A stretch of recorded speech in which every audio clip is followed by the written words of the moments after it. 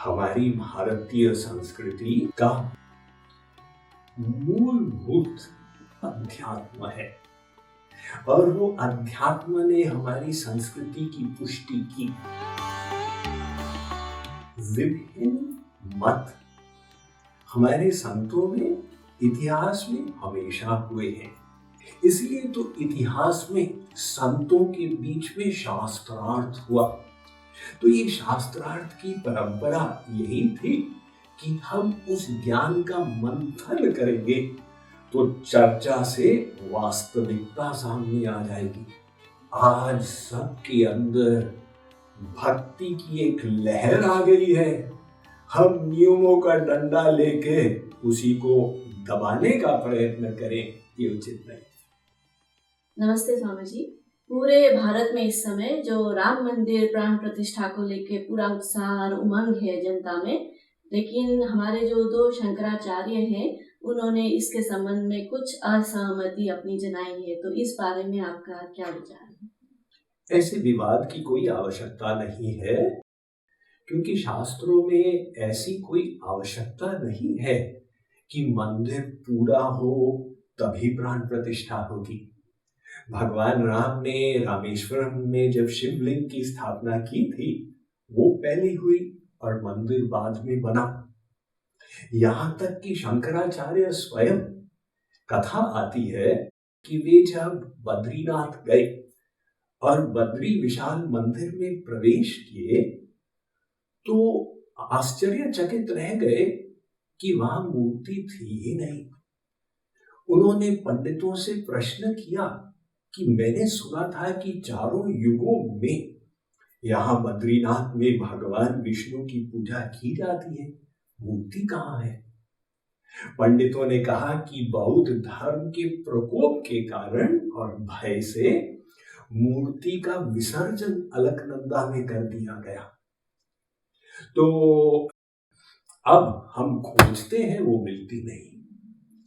शंकराचार्य ध्यान में बैठ गए और उनको ध्यान में बोध हुआ, तो बाहर आकर वे पंडितों से कहे कि अगर मैं मूर्ति का पता लगा लूं और वापस लौटा दूं, क्या उसे पुनः स्थापित करके तुम लोग पूजा करने के लिए तैयार होगे?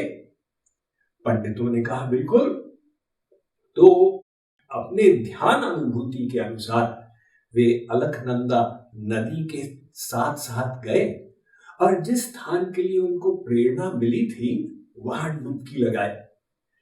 तो नीचे उनको एक मूर्ति मिली, उसे उठाकर ऊपर आए, आश्चर्यचकित रह गए। उसमें थोड़ी सी मूर्ति खंडित थी। शंकराचार्य ने कहा ये क्या? उसका विसर्जन कर दिए और फिर डुबकी लगाए। तो दूसरी बार वे जब बाहर निकले, वही मूर्ति फिर से उनके हाथ में आ गई थी। शंकराचार्य फिर मूर्ति का विसर्जन किए और फिर जब तीसरी बार नदी में प्रवेश किए और नीचे से मूर्ति खोज के लाए तो देखा कि वो ही मूर्ति फिर उनके हाथ में है। शंकराचार्य असमंजस में पड़ गए कि इसका मतलब क्या हुआ? मैंने ध्यान में कुछ देखा था, यहाँ कुछ हो रहा है। भगवान ने आकाशवाणी की, घबराओ मत, मेरी इच्छा है कि इसी स्वरूप में मेरी पूजा की जाएगी। शंकराचार्य वही मूर्ति पंडितों को दिए जो थोड़ी सी खंडित थी और उसकी स्थापना हुई। उस समय मंदिर की दयनीय दशा थी। तो शंकराचार्य इसकी प्रतीक्षा में नहीं रहे कि जीर्णोद्धार होगा, पश्चात स्थापना होगी। उसी मंदिर में स्थापना कर दी गई और शंकराचार्य वहां पर 6 मास तक रहकर उसकी जीर्णोद्धार कराए मंदिर का। हम आदि शंकराचार्य की बात कर रहे हैं। अतः यहाँ पर अगर जहां भगवान राम लला की स्थापना की जा रही है वो कक्ष तैयार है तो जरूर हम प्राण प्रतिष्ठा कर सकते हैं, बाकी का मंदिर बाद में बनता रहेगा। शंकराचार्यों को हमारे हिंदू धर्म में एक ऑथोरिटी के रूप में माना जाता है, तो ऐसे में उनके विपरीत मत रखना क्या सही होगा आपके विचार से? विभिन्न मत हमारे संतों में इतिहास में हमेशा हुए हैं। उन संत ने अपना मत व्यक्त किया है, जिस प्रकार से उन्होंने शास्त्रों को समझा है उसके अनुसार उन्होंने अपना मत बता दिया। लेकिन हमारे भारतीय संस्कृति में शास्त्रों को लेकर भी संतों के अनेक मत होते हैं। इसलिए तो इतिहास में संतों के बीच में शास्त्रार्थ हुआ। तो ये शास्त्रार्थ की परंपरा यही थी कि हम उस ज्ञान का मंथन करेंगे तो चर्चा से वास्तविकता सामने आ जाएगी। इसलिए हम सुनते हैं आदि शंकराचार्य के इतिहास में वे मंडन मिश्र के साथ विवाद किए। इसमें कोई द्वेष की बात नहीं थी, कोई क्रोध की बात नहीं थी। शास्त्र का सही अर्थ क्या है इसको लेकर एक हेल्दी कॉन्वर्सेशन था। इसी प्रकार से वे एक संत है, उन्होंने एक मत व्यक्त किया है। जरूरी नहीं कि अब पूरा भारतवर्ष बाध्य है कि उनके मत को ही मानना होगा। हम ये भी देख रहे हैं कि अनेक अन्य संतों ने दूसरा मत रखा है। और शास्त्र भी रामार्चन चंद्रिका है, नारद पांचरात्र है, विभिन्न आगम शास्त्र है, भक्ति रसामृत सिंधु है। ये सब शास्त्रों ने हमको समझाया कि भक्ति में प्रमुख है भगवान का प्रेम, और ये जितने रीति रिवाज है उसके सहायक। लेकिन ऐसा नहीं कि हमारी भक्ति उनके कारण संकुचित हो जाए।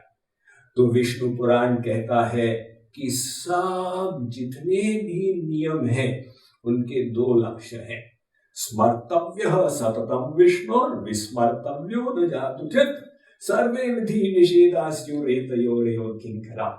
कि ये नियमों का पालन करने से तुम सदा भगवान का स्मरण करो, और दूसरा उनको कभी भूलो मत।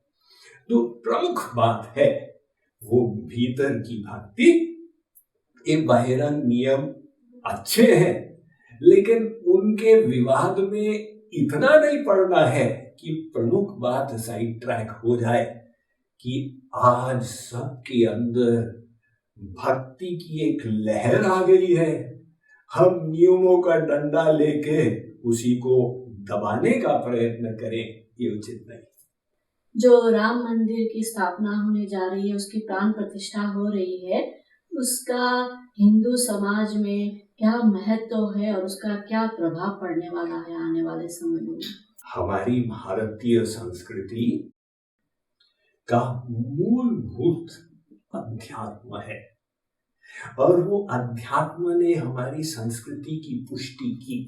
अगर आप देखें जितने भी हमारे भारतीय नृत्य सिस्टम है, भारतनाट्यम, कथकली, कुचिपुड़ी, ओडिसी, उनमें भक्ति के थीम पर नृत्य वो अधिकाधिक हैं। ऐसे ही जो हमारा साहित्य है, अधिकाधिक साहित्यकार भगवान के प्रेम में उनकी रचना किए, बड़े से बड़े मॉन्यूमेंट्स भक्ति भाव से बनाए गए। तो वो भक्ति की सिंचाई की रामायण ने और महाभारत ने। हमारे संस्कृति के दो प्राचीन ग्रंथ, उनका हमारे जनमानस पर इतना प्रभाव है कि आज भी अगर रामायण टीवी पर आ जाए तो गिनीज रिकॉर्ड्स विश्व भर के टूट जाते हैं। तो मेरा ये मानना है कि जो राम जन्मभूमि पर रामलला की स्थापना की जा रही है और विश्व भर में एक महोत्सव बनाया जाएगा, इससे हमारे भारतीय संस्कृति की पुष्टि होगी और सबको सही उचित धर्मानुसार प्रेरणा भी मिलेगी। धन्यवाद स्वामी जी, आपसे वार्तालाप करके जो मन में शंकाएं थी उसका समाधान हो गया। उसके लिए आपको पुनः एक बार धन्यवाद। नमस्ते, जय सिया राम।